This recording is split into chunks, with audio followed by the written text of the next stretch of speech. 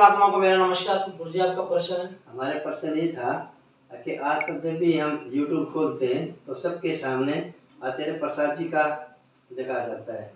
क्या आचार्य प्रसाद जी को उपनिषद गीता का ज्यादा ज्ञान है? इसमें आपकी क्या राय है? ऐसा है, एक गांव में कोई ना कोई एक नंदूलाल होता है। जैसे ये पूरा ब्रह्मांड है तो यहाँ भी नंदूलाल जगह जगह पे आपको मिलेंगे। तो भारत के अंदर भी काफी नंदूलाल हैं। तो वो इसलिए हैं क्योंकि जैसे गांव में एक बच्चे को पढ़ाई के लिए कहा जाता है कि उसे पढ़ाया जाए, उसे रटाया ना जाए। तो उन्होंने रट लिया किस चीज को? गीता को। जब इन्होंने रट लिया है तो ये तोते की तरह हो गए, क्योंकि गीता में कृष्ण नहीं कहते रटने को। कृष्ण ने कहीं नहीं कहा आपको रटने को। कृष्ण कहते हैं कि ज्ञान कहीं और से प्राप्त होगा। अगर रटने से ज्ञान उपलब्ध होता तो शायद अर्जुन भी कृष्ण जी के साथ रहे थे, उन्हें ज्ञान उपलब्ध हो जाता। और अगर आप उनको ब्रह्म ज्ञान समझ रहे हो तो मैं सीधा बोलूंगा कि रटने वाले तोते यानी शास्त्र को, किसी भी शास्त्र, चाहे वो गीता है, चाहे वो उपनिषद है, चाहे कुछ भी है, अगर आपने उनको रट लिया तो आप ज्ञानी नहीं हुए। सिर्फ वो आपका भ्रम है कि वो ज्ञानी है। दूसरी बात, अगर वो इतने ही बड़े ज्ञानी हैं तो एक वीडियो उन्होंने सदगुरु के ऊपर बनाई थी। सदगुरु जी कोई मेरे गुरु तो है नहीं, है ना मुझे कोई उनसे दिक्कत है, ना कोई परेशानी है, ना मेरे कोई गुरु है। लेकिन उन्होंने उनके ऊपर वीडियो बनाई तो मैंने जो उन्हें जवाब दिया वो सदगुरु जी के लिए नहीं दिया, क्योंकि सदगुरु खाली सदगुरु नहीं बताते ध्यान पूरे ब्रह्मांड में जो भी महापुरुष आया है उसने ध्यान बताया है। चाहे वो कृष्ण है, चाहे वो शिव है, चाहे वो कोई भी है, बुद्ध है, दत्तात्रेय है, कोई भी है, सबने ध्यान बताया है। उन्होंने ध्यान के ऊपर अपने विचार रखे कि सदगुरु कहते हैं कि 4 बजे सुबह उठ के ध्यान करो तो ध्यान में क्या होगा, आंखें बंद करके क्या मिल जाएगा। तो वो कहते हैं कि मैं टाइम जोन ही चेंज कर दूं तो अमेरिका वाला टाइम लिया हूं तो। अरे भाई, मैंने उनको ये कहा, अरे भाई टाइम का उससे कोई संबंध नहीं होता। संबंध ये है कि विचार खत्म हो जाते हैं जब सुबह को उठते हैं, इसलिए सुबह का टाइम रखा गया है ध्यान के लिए ज्यादा अच्छा, क्योंकि सोने के बाद विचार कम होते हैं, ज्यादा चांस है कि समाधि घट जाए। इसका सिर्फ इतना संबंध है। अब तुम्हारी समझ में ब्रह्म मुहूर्त का मतलब नहीं आ रहा है तो इसमें कृष्ण की तो दिक्कत नहीं है, शिव की कोई दिक्कत नहीं है, इसमें कोई सदगुरु की दिक्कत नहीं है। दिक्कत तो आपकी स्वयं की है, क्योंकि जितना आप पढ़ पाए, जितना आप समझ पाए, आपको भ्रम हो गया कि मैं उपनिषद से ज्यादा और गीता से ज्यादा, मेरे से ज्यादा कोई जानता नहीं है। ऐसा जैसे आप बता रहे हैं, मुझे काफी लोग मिलते हैं जो बताते हैं कि वो कहते हैं कि उपनिषद को समझना इतना आसान नहीं है और गीता को समझना इतना आसान नहीं है। आपको क्या प्रमाण, दूसरे को आपको क्या प्रमाण कि आचार्य प्रशांत सब समझ गए? आपके पास प्रमाण है? नहीं। जो वो बता रहे हैं वही तो प्रमाण है। उनको लगता है आप उनके चेले बन गए तो आप ज्ञान, आपको लगता है हमारे गुरु जी ज्ञानी है। पृथ्वी का यही तो हाल है, सब लगे हुए हैं गुरुओं के पास, सोचते हैं कि हमारे गुरु ब्रह्म ज्ञान को उपलब्ध हो गए या हमारे गुरु उपनिषद या गीता के महारथ हासिल कर ली। ये सिर्फ आपको लगता है, ये आपका भ्रम है। क्योंकि जितना आपको दिखाया जाएगा, जो चीज आपको ज्यादा आएगी, वो आपको लगता है कि वो सही कह रहे हैं। वो बोलते हैं कि ये काम मत करो या वो काम मत करो, सारे काम छोड़ के आचार्य प्रशांत को सुनो या सारे काम छोड़ के आचार्य प्रशांत का काम करो। ऐसे थोड़ा ही आपको ब्रह्म ज्ञान उपलब्ध हो जाएगा। किसने कहा कि घर परिवार को छोड़ के, काम छोड़ के ब्रह्म ज्ञान को उपलब्ध होता है? किसने कहा कि वैराग्य घर को छोड़ के आता है? ये तो सिर्फ आचार्य प्रशांत के विचार है ना, विचारों से थोड़ा ही। कृष्ण कहते हैं कि जहां कोई विचार ना बचे वहां आपको ज्ञान उपलब्ध होगा।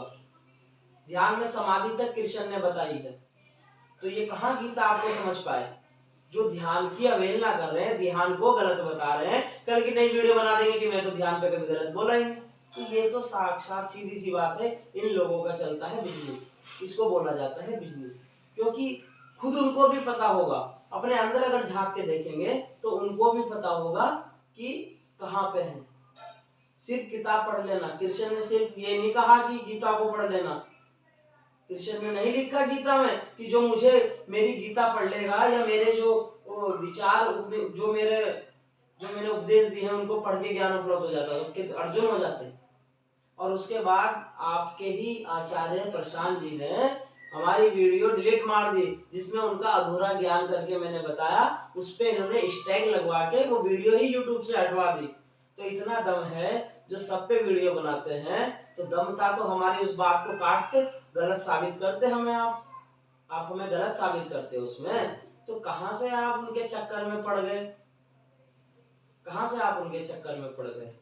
आपको लगा है, सिर्फ लगा है, गीता नहीं कह रही है। जो भी आपको यहाँ कोशिश कर रहा है गीता समझाने की, इतना आसान गीता समझना नहीं होता। जैसे वो कह रहे समझने का तो विषय है ही नहीं गीता। गीता को पढ़ने के बाद अगर आप जानोगे, तो सिर्फ जब तुम दृष्टा साक्षी भाव में हो जाओगे, उसके बाद ही आप सही मायने में गीता को समझने लायक। अगर ऐसे समझा जाता तो प्रत्येक आदमी ब्रह्म ज्ञान को उपलब्ध कर लेता। खाली बाल बढ़ाने से या दाढ़ी बड़ी कर लेने से या तेज आवाज में बोल देने से और दूसरे पे स्त्रियों के लिए बोल देना, ये खाना, ये करना, शादी करनी, त्योहार तुम्हारे, ये चीजें उन पे बोल देना, इससे कोई ज्ञान उपलब्ध नहीं होता। क्या क्या छोड़ोगे? इतनी दिक्कत है तो शरीर से वायु लेना छोड़ दो ना, क्यों प्राण ले रहे हो? जो नाक से सांस चल रही है उसको छोड़ दो, क्या दिक्कत है? ब्रह्म ज्ञान का मतलब भी ये नहीं कि तुम पूरी तरह से मुक्त हो जाओ। इस शरीर में हो तो ब्रह्म ज्ञान के साथ ही रहोगे, इंद्रियों के साथ ही रहोगे, विचारों के साथ ही रहोगे। ब्रह्म ज्ञान का सिर्फ एक अनुभव आपको होगा। जो अनुभव, जैसे किसी भी चीज को खाने का आपको अनुभव होता है, ऐसे ही ब्रह्म ज्ञान का अनुभव पृथ्वी पे आपको होगा, लेकिन उस लायक आपको बनना होगा। अगर आप मेरे साथ जुड़ते हो तो आप ब्रह्म ज्ञान कभी भी उपलब्ध नहीं कर सकते। अगर आप पृथ्वी में किसी के भी साथ जुड़ते हैं, आप ब्रह्म ज्ञान उपलब्ध नहीं कर सकते। ऐसे ब्रह्म ज्ञान उपलब्ध किया जाता तो पृथ्वी पे सब ब्रह्म ज्ञान उपलब्ध कर लेते। जुड़ के कभी हुआ? बुद्ध किससे जुड़े? और जब तक बुद्ध जुड़े, जब तक ब्रह्म ज्ञान उपलब्ध नहीं हुआ। पूरे में घूमे 9 साल 10 साल, जितने भी साल वो घूमे, उन्हें कोई ब्रह्म ज्ञान उपलब्ध नहीं हुआ तो पेड़ के नीचे स्वयं के साथ बैठने से ब्रह्म ज्ञान उपलब्ध हुआ। अगर वो किसी के साथ जुड़े थे तो ब्रह्म ज्ञान उपलब्ध नहीं। अगर आप सोचते हैं मेरे से साथ जुड़ के आपको ब्रह्म ज्ञान उपलब्ध हो जाए, तो आप भ्रमित हो। आपको स्वयं के साथ बैठना होगा, स्वयं के साथ, बिना स्वयं के अंदर घुसे।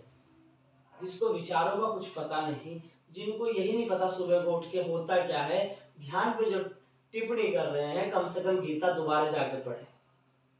सिर्फ गीता के सारे चीज रटने से आपको ज्ञान उपलब्ध नहीं होगा। समुद्र में अगर कृष्ण जी ने सुई घेर रखी है ना, तो उसे इतनी आसानी से ढूंढने लायक नहीं बन पाओगे। सिर्फ वही आदमी गीता को जान सकता है, समझ सकता है, जो अपने अंदर आत्मा के दर्शन कर ले, जो स्वयं को अंदर प्रवेश कर ले, जो साक्षी भाव का अनुभव ले ले, जो उसका एक टेस्ट, जीभ के तले जैसे आप टेस्ट चखते हो, वो टेस्ट आप चख ले। ऐसे आचार्य और ऐसे प्रशांत और ऐसे पता नहीं कितने गुरु पृथ्वी पे घूम रहे हैं। काफी गुरु हैं।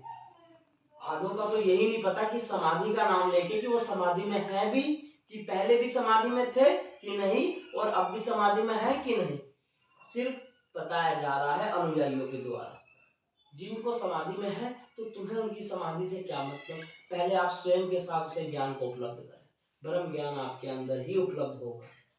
और अगर आपका इसके अलावा कोई और विचार है या कोई और प्रश्न है आपके अंदर उनके प्रति कोई आ रहा है, तो आप पूछ सकते हैं। क्योंकि मेरे से पूछेंगे तो सीधी सी बात है, मैंने तो एक शब्द दे दिया, नंदूलाल। कमी नहीं है पृथ्वी पे। नंदूलाल कोई ऐसा नहीं है कि वो चिढ़ने वाला शब्द है। नंदूलाल से क्या दिक्कत है? वो तो शब्द का खेल है, और जो शब्द में फंसा वो सारी जगह फंसा। शब्द में नहीं फंसना बिल्कुल भी। शब्द में फंस के अगर होता तो ज्ञान उपलब्ध करने से बहुत दूर, बहुत दूर।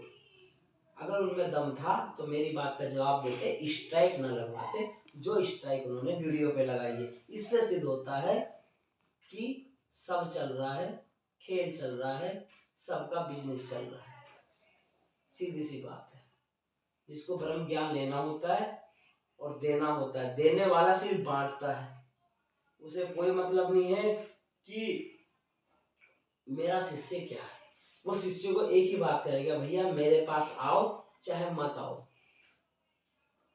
बैठना तो तुम ही है। व्यवस्था कहीं भी करो, अपने घर में करो, कहीं पर भी करो।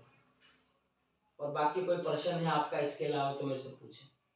नहीं, हमें इसी के बारे में जानकारी लेनी थी आपसे। तो क्या जानकारी मिली, क्या लगा? ये तो देखो अब मैं पूछ लिया आपसे, क्या लगा, आप क्या बताओगे, क्योंकि उनके भी विचार सुनोगे, मेरे भी सुनोगे आप ना, तो फंस जाओगे विचारों में तो किसी के भी। तो स्वयं के अंदर घुसो, कोई ध्यान पे क्या बोलता है, कोई गीता पे क्या बोल रहा है, कोई उपनिषद पे क्या बोल रहा है, वो उसे छोड़ दो। उसको लगता है, लगने दो, ऐसे ही लगता है, लगने में मत जाइए। लगने को तो किसी को क्या क्या लगता है, आप कुछ नहीं कर सकते। प्रत्येक आदमी को आप सुधार नहीं सकते, प्रत्येक आदमी को ज्ञान उपलब्ध नहीं हो सकता। अगर ऐसा होता, कृष्ण जी सबको ज्ञान उपलब्ध करा देते, बुद्ध सब सारे अनुयायियों को ज्ञान उपलब्ध करा देते हैं, ठीक है, तो भूल जाइए। और आपको ये भी नहीं पता कि बुद्ध ज्ञानी थे कि नहीं थे, और ये जो आचार्य प्रशांत ये जो आपको बोल रहे हैं, ये ज्ञानी है या नहीं, ठीक है, क्योंकि सिर्फ वो, मैंने कहा ना, तोता रटे हुए, बस वही ज्ञानी अलग ही बात करता है, वो किसी शास्त्र में उलझता ही नहीं। अगर कोई शास्त्र में उलझ रहा है तो समझ जाओ कि रटा हुआ है, अपना कुछ नहीं है, शास्त्रों का ही उठा के लपेटा जा रहा है सब कुछ। यही पृथ्वी पे चल रहा है, जितने भी गुरु हैं। अगर आपको कोई प्रश्न हो तो आप करें, बाकी फिर आगे देखते हैं। है कोई प्रश्न? अभी कोई प्रश्न नहीं। तो जितने भी पुण्य आत्मा मुझे सुन रहे, सबको मेरा नमस्कार।